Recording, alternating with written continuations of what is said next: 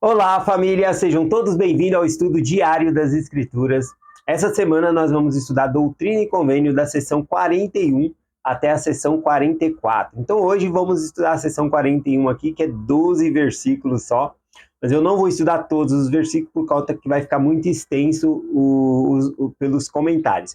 Mas hoje a gente encerra, acredito, essa seção aqui, tá bom? A gente dá sequência nas outras. Bom, qual que é o contexto histórico da seção 41? É uma revelação dada por meio de Joseph Smith, tá? Lá em Ohio, né? Eles já haviam se mudado para Ohio. Vai ser uma revelação tanto para os membros da igreja, lá em Kettler, né, em Ohio, como também para Edward Packer, né? Então a revelação também é para Edward Packer, que nós vamos ver aqui. Então, já que se trata de Edward Packer, vou trazer o contexto histórico um pouco, né? Eu sei que já compartilhei, mas vou trazer um contexto histórico um pouco sobre Edward Packer. Bom, ele morava em Ohio, ele tinha uma venda, né, de uma loja de chapéu, vendia chapéu. E 4 missionários chegaram na loja dele para compartilhar o evangelho, né? A saber, que eu me lembre, né, esses 4 missionários que foram enviados para pregar primeiramente aos lamanitas, né? E depois foram ali para Ohio. Um deles era Parley Pratt.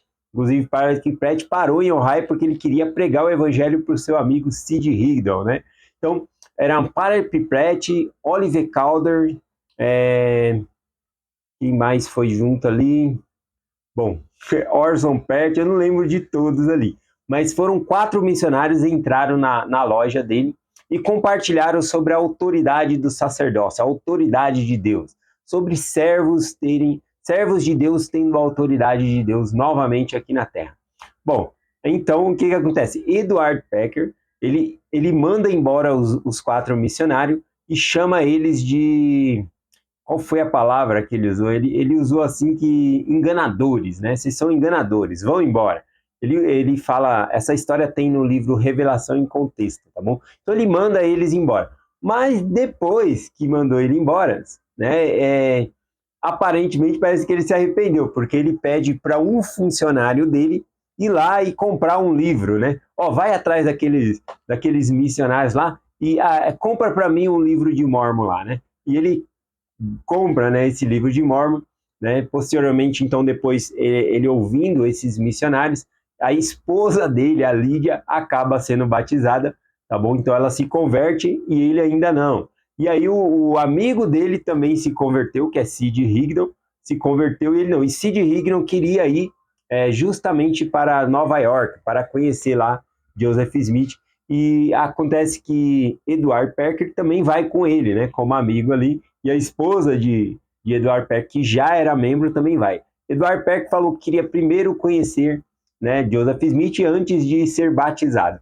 E quando ele chega em Nova York, ele é bem esperto, né? Ele não vai perguntar para Joseph Smith quem é você, qual é a sua conduta, não. Ele vai nas vizinhanças, né? Ele pergunta aos vizinhos, né? Me fala aqui, né? Como que é Joseph Smith? Ele é uma pessoa honrada? E ao pegar o relato ali, ele acredita realmente, né, que era o que faltava para ele. E ele é batizado, tá bom? E a revelação que haviam recebido lá em Fayette, Nova York, citava que era em Ohio o local onde eles deveriam se reunir, né? Onde seria Sião.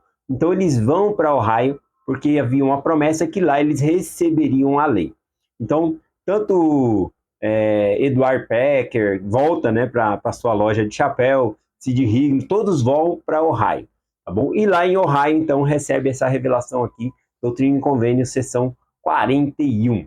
Então vamos lá ler alguns versículos aqui. Os primeiros versículos falam a revelação para todos os membros da igreja ali. Eu gosto muito ali eu vou ler o versículo 3 aqui, nessa seção. Aqui, primeiramente, está falando sobre como os elders deveriam dirigir as reuniões da igreja, né? Porque imagina só, era uma igreja especialmente nova, havia 10 meses, né, que a igreja havia sido restaurada, e depois chegou ali em Ohio, era mais nova ainda ali em Ohio, tá bom? E não havia um manual como que eles deveriam dirigir as coisas, tá bom? E muitos que eram batizados pertenciam a outras denominações, outras igrejas, e queriam trazer, eles traziam para dentro ali, nós acreditamos, e começavam a trazer coisa até mesmo boa. Por exemplo, algo que quando Joseph Smith chegou lá em Ohio e os membros da igreja já estavam fazendo, eles estavam tentando viver o que no Novo Testamento ensina sobre a lei de comum acordo, a lei de comum acordo, não, a lei da consagração, a lei de que tudo era de todo mundo. Então eles estavam compartilhando suas fazendas, compartilhando suas casas com todas as pessoas, tentando ajudar todas as pessoas. Estavam vivendo uma espécie de lei da consagração, tá bom? Então eles estavam tentando viver isso. Então quando Joseph Smith chegou lá, aí Joseph Smith recebe uma revelação sobre essa lei, como deveria ser aplicada, porque até então eles estavam se esforçando, tentando viver o que Deus havia pregado lá no Novo Testamento, né, de todo o terreno era de todo mundo, depositava ao pé dos apóstolos, enfim. E aí então eles estavam nessas boas intenções e aí Joseph Smith recebe essa lei e vai dar a lei corretamente da maneira que deve ser.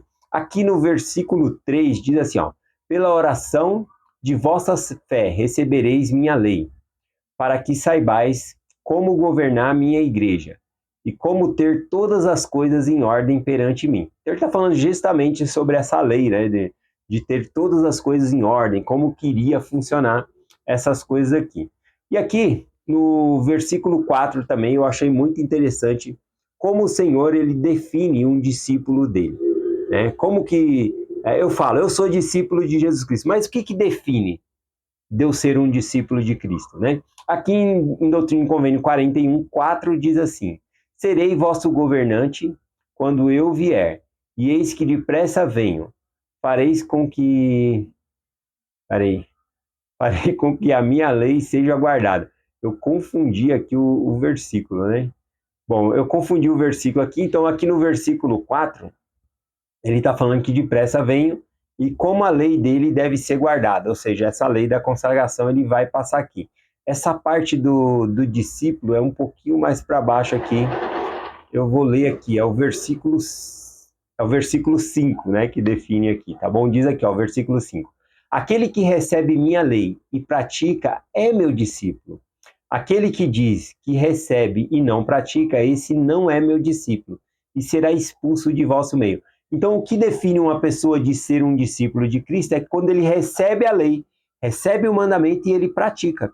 Se eu pratico o que Deus está mandando, o que Deus ele dá como mandamento, eu sou um discípulo de Jesus. Se eu não pratico, ou seja, não é falta de entender ou de saber, tá bom? Porque ele fala que a pessoa ouviu, mas não praticou. Então, o verdadeiro discípulo é aquele que ouve e pratica. Então, essa é a definição. Eu gosto muito lá na seção 10 de Doutrina e Convênio também, versículo 67, como Jesus Cristo define quem é a igreja dele, né? E não necessariamente é aquele que se batizou. Olha só o que diz lá em Doutrina e Convênio 10, versículo 67. Eis que essa é a minha doutrina. Aquele que se arrepender e venha a mim, esta é minha igreja. Então, o que vem ao Senhor, o que busca ao Senhor, este é verdadeiramente a igreja do Senhor. Então, quando fala lá no Novo Testamento que Cristo vai vir na segunda vinda buscar a sua igreja, né? Então a gente tem que entender que não é somente igreja no sentido daqueles que é batizado, porque está falando que ele vai vir buscar e vai iniciar um milênio. O milênio vai ser todas as pessoas boas que buscam ao Senhor, tá bom? Então é uma das definições aqui. Então, já que o que define de eu ser um discípulo de Cristo, o que define é se eu ouço e pratico, eu devo então meditar qual esforço eu estou fazendo para receber a lei do Senhor ou para cumprir a lei do Senhor.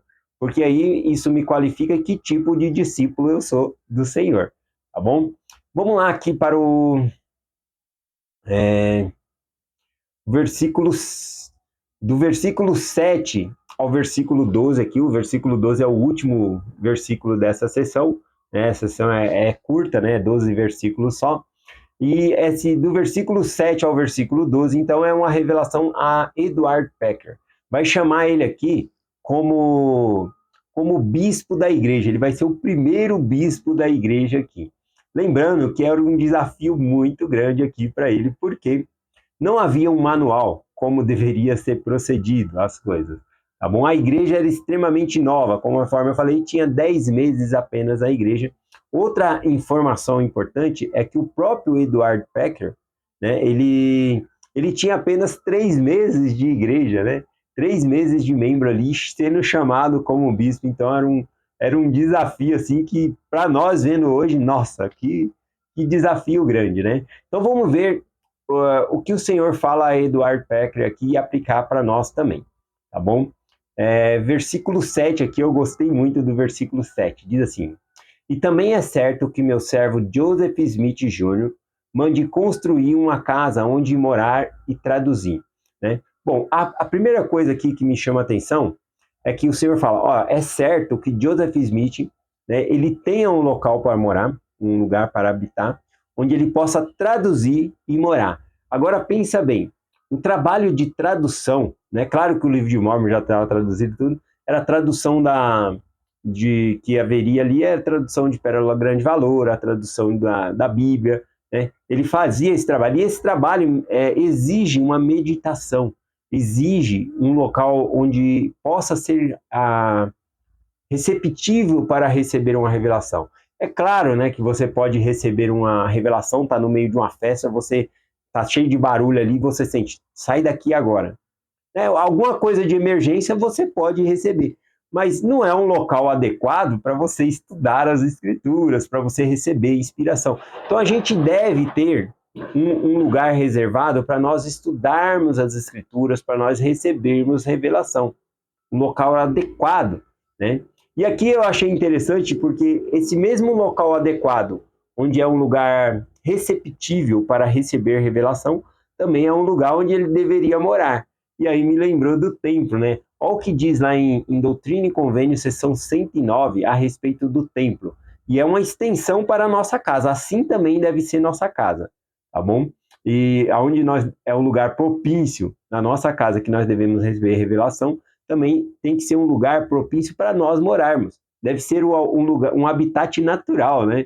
Um lugar onde o Espírito do Senhor possa habitar. A importância, né, de nós dedicarmos nossa casa aqui. Então, lá em Doutrina e Convênios 109, versículo 8, diz assim: Organizai-vos e preparai-vos todas as coisas necessárias, e estabelecei uma casa, sim, uma casa de oração, uma casa de jejum, uma casa de fé, uma casa de aprendizado, uma casa de glória, uma casa de ordem e uma casa de Deus.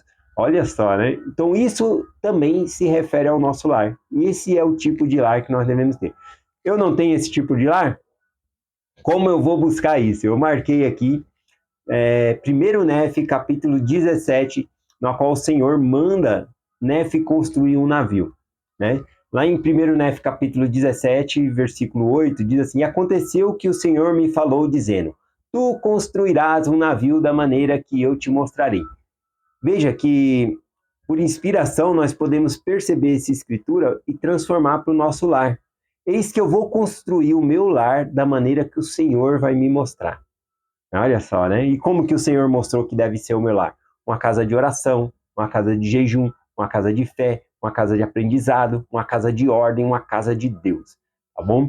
E aí, como nós fazemos isso, né? Lá, 1 Nef 17, versículo 9 diz: E eu disse, né? Aqui é Nef, né? Falando: Senhor, onde eu irei a fim de encontrar minério para fundir e fazer ferramentas a fim de construir um navio do modo que tu nos mostraste? Devemos orar ao Senhor. Senhor, o que eu devo fazer para construir uma casa da maneira que o Senhor quer? Uma casa de oração, de fé. O que eu tenho que fazer? E o Senhor vai te revelando as coisas que você tem que fazer. Oração, tempo para ler as escrituras, ensinar os filhos e assim por diante, tá bom? Então, dá para pegar essa escritura e colocar dessa maneira aqui. Vamos lá aqui para o versículo 9, hein? Doutrina e Convênios, seção 41, versículo 9. Aqui falando de Edward Packer, né? Diz assim: Também chamei meu servo Edward Packer e dou o mandamento de que seja designado pela voz da igreja e ordenado bispo da igreja. Só 3 meses de membro da igreja ali estava sendo chamado como bispo. E que deixe os negócios e deixe os negócios e empregue todo o seu tempo a serviço da igreja. aqui não somente, né, Deus chama ele como um bispo na igreja, né, aqui fala dele ser apoiado pela voz da igreja, nós apoiamos, né, os membros da igreja, levantando a mão ali em voto de aceitação, de apoio, né, aos membros da igreja. Então, esse voto deveria ser feito, e aqui fala também que além de ser bispo, ele deveria deixar o negócio dele, conforme eu falei, no começo ele tinha uma loja de chapéu, né, e se dedicar completamente ao trabalho aqui de bispo, tá bom? E ele vai fazer isso muito lindamente, tá bom? Eu vou ver se dá para ver aqui alguns comentários que fizeram a respeito de Edward Packer, tá bom? Eu vou até pular aqui, que senão não vai dar tempo, né? Deixa eu ver aqui. Tá, eu vou ler o versículo 11. Deixa eu ver. Aqui no versículo 11, né? Claro que é muito bom receber elogio de outras pessoas, mas imagina você receber um elogio do próprio Pai Celestial, do próprio Cristo, né? Que ele está feliz com você, né? E aqui ele vai ser comparado, Eduardo Perker, como Natanael, a qual Jesus, né? Quando Natanael foi apresentado a Jesus, né? Antes de Natanael dizer alguma coisa, Jesus falava: esse é Natanael, né? Um homem em quem não há dolo, né? Ou seja, que não há falsidade, uma pessoa firme na fé ali. Então, ele vai fazer o mesmo tipo de elogio aqui a Eduard Pecker aqui no versículo 11, diz assim: e isso porque o seu coração é puro perante mim, pois eis que ele é semelhante a Natanael dos tempos antigos, em que não havia dolo, falsidade, no sentido de hipocrisia. Ele não fazia as coisas para aparecer, mas fazia as coisas de coração, de bondade. Na verdade, tem vários elogios sobre Edward Peck. O maior, né, conforme nós vemos aqui, é o próprio Senhor falando, né, dele, tá bom? Mas olha só alguns elogios que eu separei aqui, ó. O profeta Joseph Smith disse sobre Edward Peck: é um homem, um modelo de piedade e um dos grandes homens do Senhor. Outro elogio aqui, né? Um antigo membro da igreja, David, não sei ler o restante do nome dele aqui, Petrie. David Petrie descreveu Edward Peck como um cavaleiro, preenchendo os altos cargos e ocupava de grande dignidade, tal como declara no Novo Testamento. Um homem que ocupa o cargo de bispo deve ter a aparência solene e atenciosa, e ainda ser agradável, né, para as outras pessoas, sendo amável com sua família, né? E olha só, né? Então vários elogios aqui sobre Edward Park.